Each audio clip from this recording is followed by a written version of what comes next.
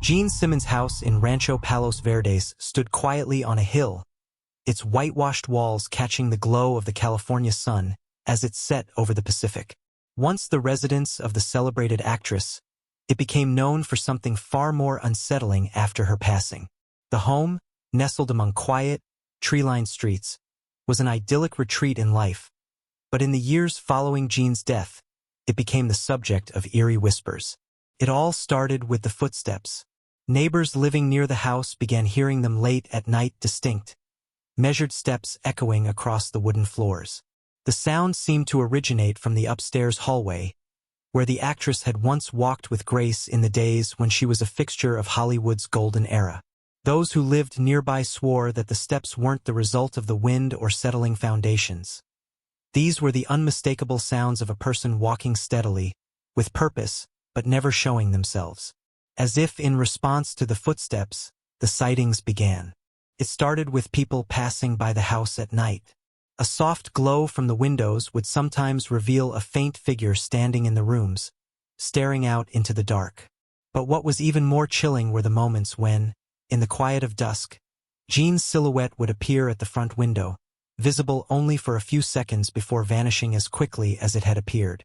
A few brave souls who ventured inside the home during renovations reported the same unsettling experience. While no one had seen a figure, the air in the rooms would turn inexplicably cold, and sometimes, a faint scent of perfume, soft and floral, as if freshly applied, would fill the air, lingering long after the source had disappeared. It was as if Gene had never quite left her home, her presence woven into the fabric of the house itself. As time went on, local residents who had known Gene or had visited the house during her life began to talk about the strange events with hushed tones, sharing stories of strange occurrences that felt too personal, too familiar to be dismissed. The footsteps, the shadows at the windows, the fleeting glimpses of something that looked like her. People couldn't help but wonder if Gene's spirit lingered there, perhaps bound by some unfinished business or the sheer force of her life's presence. To this day, the house stands as a quiet reminder of the actress, but those who pass by often find themselves looking toward the windows, waiting for a glimpse of her silhouette, wondering if, just maybe, Gene Simmons hasn't quite left her Rancho Palos Verdes home behind. The rumors surrounding Gene Simmons' house in Rancho Palos Verdes only seemed to grow as the years went by. More and more people passed by, drawn by the stories and the mystery, some even daring to enter the house itself, hoping to experience the supernatural firsthand. But each person who did couldn't shake the feeling that something was waiting for them just out of sight, something both familiar and unknowable. One evening, a couple who had recently moved into the neighborhood decided to take a closer look. They had heard the rumors, of course, but like most people, they chalked it up to superstition and the overactive imaginations of old-timers. They figured it would be no different from any other home that had a bit of history behind it. They drove by after dusk, the house looking as it always did, serene, even inviting in the dimming light. But as they slowed their car in front, a strange thing happened. A soft, melodic sound drifted through the open windows, faint at first, but unmistakable. A song. The tune was gentle, haunting, and somehow it seemed so familiar, like something they should know. The woman in the passenger seat, a fan of classic films, recognized it instantly, an old song Gene Simmons had sung in one of her movies decades ago. She wasn't sure how she could remember it, but the tune wrapped itself around her heart in a way that was both comforting and unsettling. The couple turned to each other, both of them feeling the same coldness creeping into the car. The woman suggested they leave, but before the man could start the engine, they both saw it, the silhouette. There, in the second-story window, a figure stood, bathed in the glow of a dim light. At first, they thought it was a trick of the shadows, but then the figure seemed to move just slightly, as if tilting its head toward them. The couple's hearts skipped a beat. Without a word, they quickly drove away, their minds racing with disbelief and fear. Neither could sleep that night, and both woke to the same unsettling question. Had they seen her? Had Gene returned to her home, as the stories had suggested? Over the following weeks, the stories intensified. The house was said to have a pulse, a presence that could be felt even from a distance. People began to notice that the shadows in the windows would shift when no one was there. And sometimes, The faint sounds of singing would return, drifting out over the quiet streets like a forgotten memory, stirring the air with an almost palpable sadness. But one night, a neighbor who had lived next door for years saw something that made even the most hardened skeptics pause. He was walking home from work, late as usual, when he noticed the lights in Jean's old house flickering. He thought it was just an old wiring issue, until he saw the window in the front room open slowly, almost deliberately as if inviting someone inside. The neighbor, curious but wary, stepped closer. That's when he saw it. A figure standing just inside the open window, the same silhouette, but this time it was looking directly at him. The man froze, his breath catching in his throat. It wasn't just any figure. It was Jean. The eyes, the graceful form, the faint outline of her features all unmistakable. But the longer he stared, the more wrong it felt. The figure didn't move, didn't blink, but its presence weighed heavily on him. He quickly looked away, his heart racing, and hurried back to his home, his mind spinning with questions he couldn't answer. He didn't tell anyone at first. How could he? But the moment he shared his experience with a friend who lived nearby, he learned something chilling. The friend had heard the same song, Jean's haunting melody, on the wind just days earlier, the same song that seemed to come from the house, even when no one was inside. They say the house holds secrets, things not yet understood. Some believe that Jean Simmons left more than just memories in Rancho Palos Verdes. They believe she left a piece of herself, tied to the place where she lived and loved, and where her legacy would forever linger. But what remains hidden in the shadows of those quiet rooms? What unfinished story does she continue to tell, even after all these years? And more importantly, why is she still there? Don't forget to subscribe and like if you liked this story. The mystery of Jean Simmons' house only deepened after the neighbor's unsettling encounter. More people began to whisper of strange happenings, rumors that spread like wildfire, reaching even those who had never set foot in Rancho Palos Verdes. One evening, a writer named Thomas, who had heard the tales of the haunted house while visiting a nearby cafe, decided to investigate. He was a man of reason, a skeptic who prided himself on debunking myths. But there was something about the story of Jean's house that intrigued him, a story that refused to be explained. Armed with nothing but his notebook and a camera, Thomas arrived at the house just before midnight. The air was thick with an unnatural stillness, and the house loomed in the darkness like a silent sentinel, its white walls gleaming faintly under the moonlight. As he approached the front gate, the hairs on the back of his neck stood up, but he shook it off. This was nothing, just the tension of stepping into a place with so much history. He crossed the threshold of the yard, noting the overgrown garden that had once been meticulously cared for.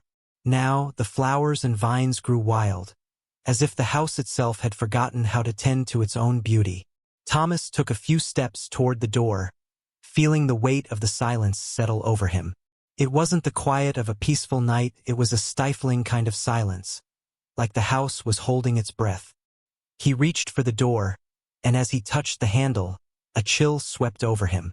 The temperature dropped noticeably, a gust of cold air so sudden and sharp that it felt as though the night itself had turned against him. Undeterred, he opened the door. Inside, the house was eerily still. Dust hung in the air like a suspended fog, and the faint smell of old perfume clung to the walls, thick and overpowering. Thomas stepped in, his flashlight casting long, wavering shadows on the faded wallpaper and empty spaces where furniture had once been. The house seemed to be holding its memories tightly, as if the very walls were reluctant to let go of the past. He moved through the downstairs rooms, taking notes in his notebook and snapping photos. But then, just as he was about to head upstairs, he heard something, a soft noise, like the distant sound of a piano playing. The melody was faint but clear, and it sent a jolt through his body. The music was delicate, almost like a lullaby, but there was something in it that felt wrong. The notes seemed to echo through the house, though there was no piano in sight. His curiosity piqued. Thomas ascended the stairs, his footsteps slow and deliberate. He felt an odd sensation, like someone or something was watching him from the shadows. As he reached the top of the staircase, he turned the corner and froze. There, standing in the middle of the hallway, was a woman's silhouette. At first, he thought it was a trick of the light, but as his eyes adjusted, he could see her more clearly. It was a figure of elegance, the outline of a woman in an old-fashioned dress. She stood with her back to him, her long hair cascading down her shoulders, just as he had seen in the photographs of Gene Simmons. His breath caught in his throat. Couldn't be. The woman slowly turned around, and Thomas's heart slammed against his chest. It was her Gene Simmons. But it wasn't the Gene he knew from the films or the pictures.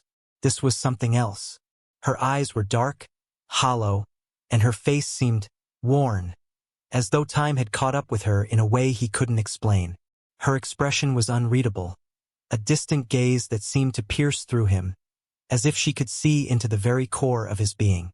"Gene," he whispered, unable to stop himself. The name slipped from his lips before he could think. She didn't respond, but as he stepped forward, the air around him grew impossibly cold. He could see his breath, swirling in the air like smoke. The figure didn't move, but somehow, the atmosphere in the room shifted, becoming heavier, thicker, as if the very house was drawing in a breath. Thomas, feeling a rush of panic, turned to leave, but just as he reached the stairs, the sound of the piano returned louder this time, a full melody, echoing through the house, and he swore he heard a voice soft, almost inaudible, singing in harmony with the music. The voice sounded like Gene's, but it was distorted, as if coming from deep underwater. He didn't wait to listen any longer. With trembling hands, Thomas ran down the stairs and out of the house. As he stumbled into the yard, the front door slammed shut behind him with a force that made the windows rattle. He didn't stop running until he reached his car, his pulse racing in his ears. Later that night, as he sat in his car, trying to steady his breathing, he opened his notebook to write down everything he had seen. But there, scrawled across the pages in jagged handwriting that wasn't his, were words he couldn't make sense of. "She's not gone. She's waiting for you." The ink appeared fresh, as though it had been written moments before. Thomas drove away, but no matter how fast he drove, he couldn't shake the feeling that something was following him. It was as if the house, the presence of Jean herself, had never let go of him. The haunting melody followed him in his mind, echoing, whispering her name. The next day, he tried to forget the experience. He told himself it was just a trick of the mind, the result of an overactive imagination. But when he returned home, there was a package waiting for him, a small, old-fashioned music box. It was delicate, ornate, and unmistakably familiar. The tune it played was soft and haunting, the same melody that had echoed through Gene Simmons' house. And as the music box played, the haunting thought crossed his mind. Had he truly left the house, or had it somehow followed him, binding him to the mystery that refused to be solved? Days turned into weeks, and Thomas could not shake the unsettling feeling that had followed him since his night at Gene Simmons' house. The music box, now sitting on his desk, seemed to taunt him with its soft, almost hypnotic melody. Every time he tried to concentrate, the tune would drift through his thoughts, like a memory he couldn't fully grasp. It was as if the box itself was calling him back to the house, pulling him into something he couldn't understand but could not escape. One evening, unable to resist any longer, Thomas returned to Rancho Palos Verdes. He had to know more. He told himself that this time, he would approach the mystery with a clear mind, that he would find answers to the questions that had haunted him. But deep down, he knew he wasn't just seeking answers, he was being drawn back, whether he liked it or not. The house stood at the top of the hill, as imposing as ever, its once pristine white walls now worn with age. The garden was even more overgrown than before, the flowers choking beneath a sea of tangled vines. As Thomas approached the front gate, he felt that familiar coldness wash over him, the very same chill he'd experienced weeks earlier.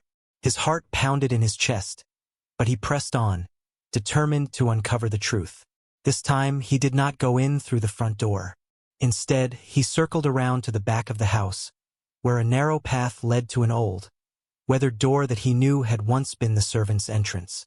It was as though the house itself was daring him to enter through the forgotten, hidden way, inviting him into its secrets. He pushed the door open, the creak of the old wood sounding like a warning. The moment he stepped inside, the temperature dropped, just as it had the first time he visited. But this time there was something else. A presence and energy was in the air, thick and heavy. It was as if the house itself was alive, breathing, waiting. Thomas moved cautiously through the darkened hallway, his flashlight flickering against the peeling wallpaper and dusty furniture. He passed the rooms he had explored before, but this time they felt different, closer, as if they were drawing him in. He couldn't explain it, but he knew something had changed. The house wasn't just a place, it had become something else entirely. It was pulling him deeper into its depths, and he couldn't stop himself from following. The hallway led him to a room at the end, one he hadn't entered before. It was the study, the room where Gene Simmons had once spent hours writing letters and scripts, according to the old photographs he had seen. But as he opened the door, he stopped in his tracks. The room was immaculate, untouched, as if no time had passed since Gene's days there. The desk sat in the center of the room, papers neatly stacked, and an old typewriter stood beside it, as if waiting for someone to use it. But what caught Thomas's eye was the large mirror hanging on the opposite wall. It was framed in gold, its surface polished to perfection. Yet there was something unnerving about it. He stepped closer, drawn to it, unable to resist. As he peered into the glass, the reflection of the room seemed off. It was distorted, flickering, as if the mirror was showing him a version of the room from a different time. For a split second, he saw the silhouette of a woman standing in the doorway, dressed in a gown he recognized from one of Gene's films. But when he blinked, the figure was gone. The air grew thick with tension, and the temperature dropped even further. The mirror, now reflecting only darkness, seemed to pulse with an almost sentient energy. Without thinking, Thomas reached out, his fingers grazing the cold glass. A sharp pain shot through his hand, as if the mirror had just taken hold of him. Suddenly, the room was filled with the sound of soft footsteps that echoed from behind him. He spun around, but there was no one there. The footsteps continued, growing louder, closer, as if someone was walking toward him. His breath caught in his throat. He knew these footsteps. They were the same footsteps he had heard from outside, the same footsteps that had haunted the house for years. And now, they were coming toward him, real, physical, and unmistakable. Before he could react, the door behind him creaked open, slowly, agonizingly. Thomas stood frozen in place, unable to move as the air around him seemed to vibrate with an invisible force. The door opened wider, and a figure stepped into the room. It was Gene Simmons, but this time she was not a mere silhouette. She stood before him, alive and real, her features sharper, more defined than he had seen before. Her eyes were dark, unfathomable, and as she looked at him, there was no recognition, only a deep, unsettling sadness. Thomas opened his mouth to speak, but no words came out. The room seemed to close in around him, the air thick with an oppressive weight. The music box in his pocket began to play, its soft melody rising above the silence, and with it, the voice of Gene, the same voice he had heard in the house, distorted and distant, now louder than ever. "You shouldn't have come back," she whispered, though her lips didn't move. "You cannot leave once you've entered." The walls of the room seemed to bend and warp, the reflection in the mirror shifting in a way that made Thomas dizzy. The floor beneath him groaned, as if the house itself was shifting, twisting in response to his presence. "Why?" Thomas finally managed to gasp. "Why are you still here?" Gene's figure did not answer, but the reflection in the mirror changed once more. Now it was no longer the study, it was a different room, a dark, unfamiliar place.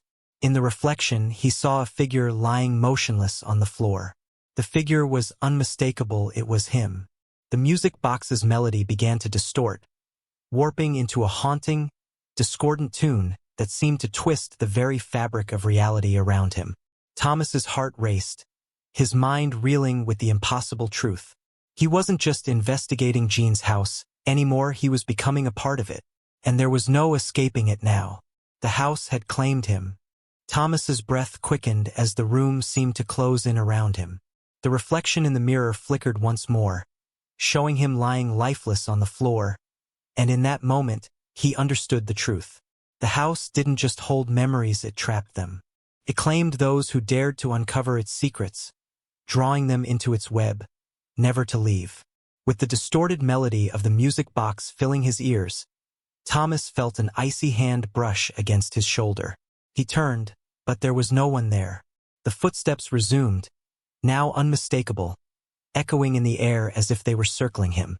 Before he could react, the world around him blurred, and the room shifted like the house itself was swallowing him whole. The mirror flashed, and in the reflection, he saw Jean standing at the doorway, staring at him with those hollow eyes. A fleeting smile crossed her lips, one full of sadness and resignation. Then all went dark. The next morning, the house stood silent once more. The streets of Rancho Palos Verdes were quiet, and the music box on Thomas's desk had stopped. No one would ever see him again. He had become another lost memory, another whisper in the wind. Gene Simmons' house remained, its secrets buried deep within, waiting for the next curious soul to wander too close. And the footsteps, as they always had, continued to echo through the halls. Don't forget to subscribe and like if you liked this story.